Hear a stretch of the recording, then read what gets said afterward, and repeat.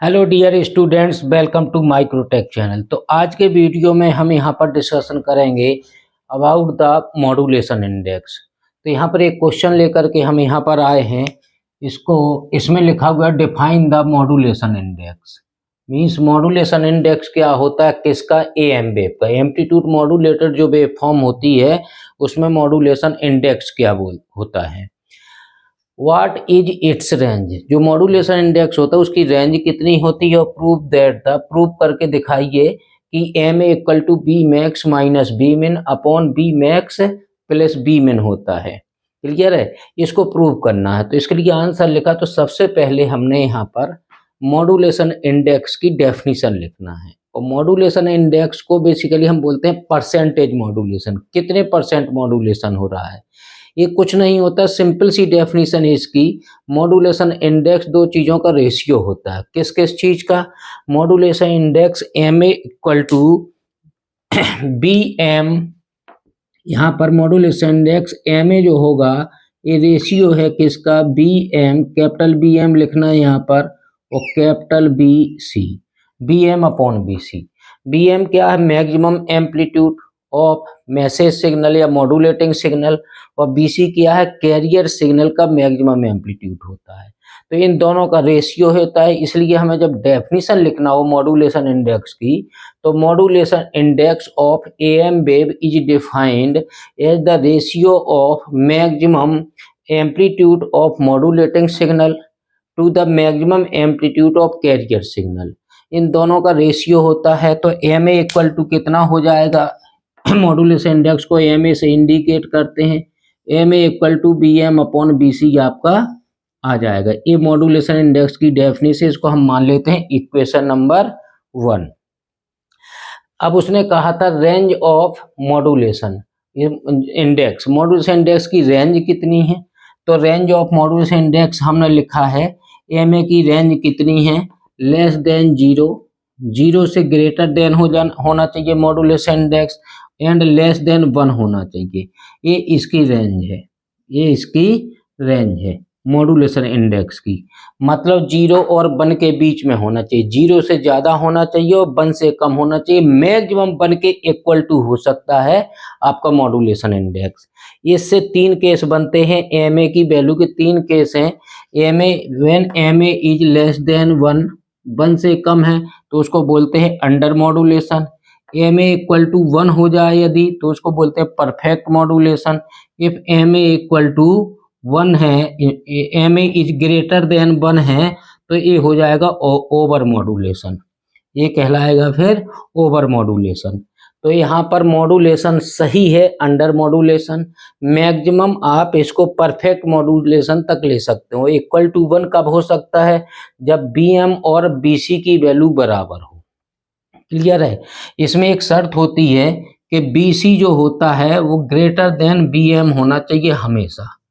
B C greater than B M होना चाहिए। और कैरियर का एम्पलीट्यूड जो होता है वो ज़्यादा होना चाहिए मॉड्यूलेटिंग सिग्नल या मैसेज सिग्नल के एम्पलीट्यूड से। कैरियर का एम्पलीट्यूड ज़्यादा होना चाहिए, ग्रेटर देन होना चाहिए।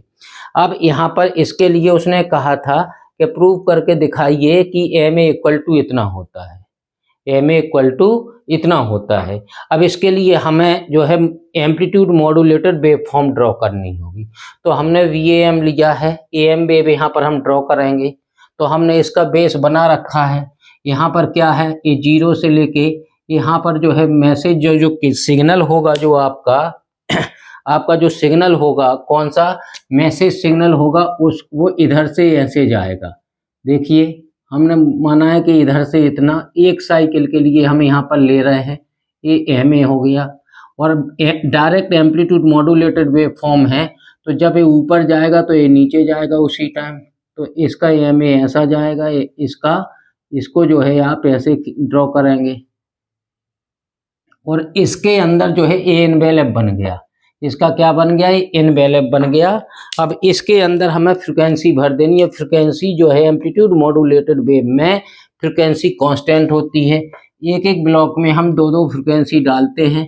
तो इसमें आप फ्रिक्वेंसी फिलहाल तो कैसे भी भर सकते हैं। ये आया एक साइकिल, और यहाँ से लेके यहाँ तक 2 साइकिल हो गया। अब इसमें एम्पलीट्यूड यहाँ पर इंक्रीज करेगा, वन साइकिल यहाँ से लेके यहाँ तक हो गया, सेकंड साइकिल यहाँ से चले गए एक बार ऊपर और एक बार नीचे, ये हो गया आपका इतना। और इसमें भी 2 साइकिल चलेगा यहाँ से लेके यहाँ तक, एक बार जाएगा ऊपर फिर नीचे, यहाँ पर एक साइकिल हो गई, फिर उसके बाद ऊपर जाएगा और फिर उसके बाद नीचे जाएगा, और यहाँ पर ये हो गया AM वेव का। एक कैरियर की फ्रिक्वेंसी नहीं चेंज होती है, सिर्फ एम्पलीट्यूड चेंज होता है, ये हो गया। अब यहाँ पर जो लेते हैं हम, जो इतना एम्पलीट्यूड होता है, ये वाला सही कहें तो यहाँ पर होता BC, 0 से लेके यहाँ तक की वैल्यू को BC कैरियर का मैक्सिमम एम्पलीट्यूड होता है। अब यहाँ पर बहुत कुछ ले, जूम करके भी देख सकते हैं आप, इस रेंज को बोलते हैं BM। तो यहाँ पर हमने लिखा है यहाँ से लेके यहाँ तक BM, इसको जूम करके देख सकते हैं BM। यहाँ से लेके यहाँ पर -BM है, तो एक BMA है, एक BMA है जो इसकी लेंथ होगी। अब यहाँ से लेके इसका मैक्सिमम एम्पलीट्यूड क्या है, यहाँ पर मैक्सिमम एम्पलीट्यूड है, तो यहाँ पर हमने लिखा है Bmax। और क्या इस यहाँ पर सिग्नल जो मॉड्यूलेटेड सिग्नल है उसका मिनिमम एम्पलीट्यूड देखिए इधर से लेके इधर तक है, इतना मिनिमम एम्पलीट्यूड है। तो यहाँ पर लिखा हुआ हमने, ये वाली जो रेंज है, ये वाला Bmin लिखा हुआ है, यहाँ पर लिखा हुआ B मिनिमम, यहाँ पर लिखा हुआ Bmax। मैक्स का मतलब मैक्सिमम, मिन का मतलब मिनिमम। Bmax और Bmin यहाँ है। अब इसी वेव फॉर्म की हेल्प से हमें इसको प्रूफ करके दिखाना है कि मॉड्यूलेशन इंडेक्स इतना होता है। तो अकॉर्डिंग टू फिगर यहाँ हम लिखेंगे, अकॉर्डिंग टू फिगर, ये प्रूव करना है अकॉर्डिंग टू फिगर, जो फिगर हमने बनाया है according to AM wave form, AM wave form, according to AM wave लिख सकते हैं हम, वेव। इसमें हमें सबसे पहले निकालना है BM की वैल्यू निकालनी है। ध्यान से समझिएगा, यहाँ पर यदि हमें BM पता करना है तो BM की वैल्यू कैसे निकाल सकते हैं हम, यहाँ पर BM इक्वल टू Bmax में से Bmin निकाल दें। Bmax में से अगर Bmin निकाल दूं, मैं इतना निकाल दूं, तो यहाँ से लेके इतनी जगह बचेगी। देखिए Bmax यहाँ से लेके यहाँ तक है, इसमें से इतना पोर्शन मैंने अलग कर दिया, तो यहाँ से लेके यहाँ तक बचेगा। BMA है और BMA है, तो इसका इक्वेशन लिखते हैं अगर, तो BM हो जाएगा 2BM इक्वल टू कितना हो जाएगा, Bmax में से Bmin घटा दिया, तो यहाँ लिखेंगे हम Bmax माइनस Bmin, 2BM आ जाएगा यहाँ पर 2BM। अब BM की वैल्यू हमें चाहिए, क्योंकि मॉड्यूलेशन इंडेक्स का इक्वेशन हमें BM और BC हमें बेसिकली निकालना है, तो हमें यहाँ पर निकालना है BM, तो इसको ले आते हैं इधर 2 को। अब समझ में आ गया होगा, 2BM इक्वल टू इतना है, तो BM इक्वल टू अपॉन 2 हो जाएगा। यहाँ पर एक इक्वेशन आपका BM का इक्वेशन आपका A बन गया, तो BM इक्वल टू एक इक्वेशन आपका यहाँ पर A आ जाएगा। इसको हम मान लेते हैं इक्वेशन नंबर 2। क्लियर है। अब इसके बाद हमें निकाल लेना BC। ध्यान रखना, अब हम पहले BM निकाला, अब हमें BC निकालना है, तो BC इक्वल टू कितना होगा, ध्यान रखिए फिगर के अकॉर्डिंग ही निकालना है। BC इक्वल टू इतना, कितना आएगा, इतनी रेंज। Bmax में से कितना घटा दिया, जब Bmax में से Bmin अलग कर दिया जाए तो BC के बराबर बचेगा। यहाँ पर देखिए Bmax, तो BC इक्वल टू कितना कर दूं मैं, यहाँ पर Bmax में से कितना कम कर दिया जाए कि BC बचा, BC इतना है, Bmax में से Bmin घटा दीजिए आप, तो माइनस BM कर दीजिए, BM कम कर दीजिए, तो आपका BC निकल आएगा, Bmax माइनस BM BC। अब ये BM की वैल्यू कितनी, इक्वेशन नंबर 2 में है, यहाँ पर BM इक्वल टू Bmax है, तो इसको मैं लिख सकता हूँ यहाँ पर Bmax माइनस BM की जगह जो यहाँ पर BM है, इसको यहाँ लिख सकता हूँ कितना, Bmax minus Bmin, Bmax minus Bmin upon 2, वो इसको ब्रैकेट में यहाँ पर मैं बंद कर देता हूँ। तो इसकी रेंज कितनी आएगी, अब इसका मैं चाहूँ तो यहाँ पर LCM ले लूँ, तो BC इक्वल टू कितना हो जाएगा, देखिए 2Bmax यहाँ पर इसका एलसीएम लिया तो 2b मैक्स हो गया, माइनस बी मैक्स यहाँ हो जाएगा माइनस बी मैक्स, और माइनस का ये माइनस और ये माइनस मिल जाएगा तो प्लस कितना हो जाएगा बी मिन आ जाएगा यहाँ पर, और अपॉन हो जाएगा टोटल का कितना होगा, एलसीएम लिया तो 2 हो जाएगा।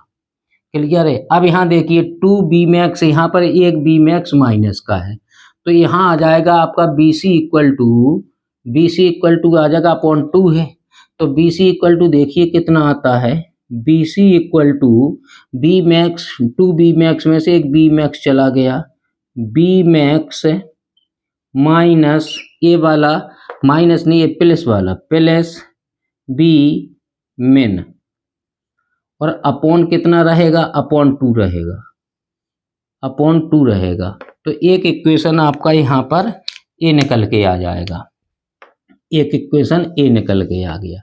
तो BM भी पता लग गया, इक्वेशन नंबर इसको आप मान लीजिए 3, BM पता लग गया और BC पता लग गया। मॉड्यूलेशन इंडेक्स में BM और BC, अब BM और BC की वैल्यू अब यहाँ लिख सकते हैं हम, put equation 2 and 3 in equation 1 में रख दीजिए आप, तो कितना हो जाएगा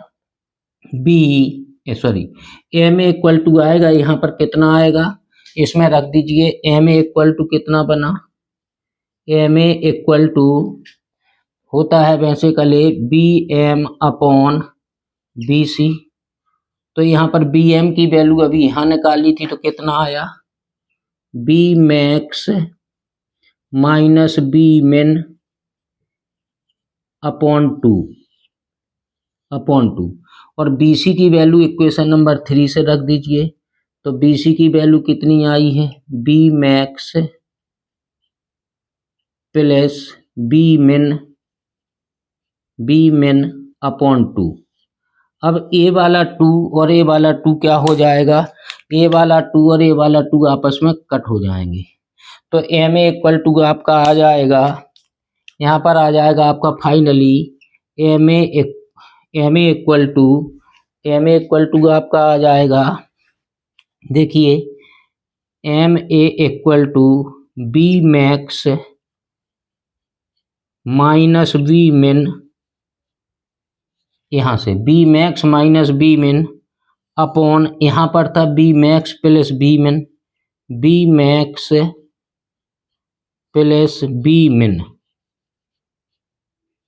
मिनिमम, ये मैक्स है यहाँ पर, B max upon B minimum. तो ये आपका आ गया इक्वेशन, और यही इक्वेशन उसने क्या करने को कहा था, प्रूव करने के लिए।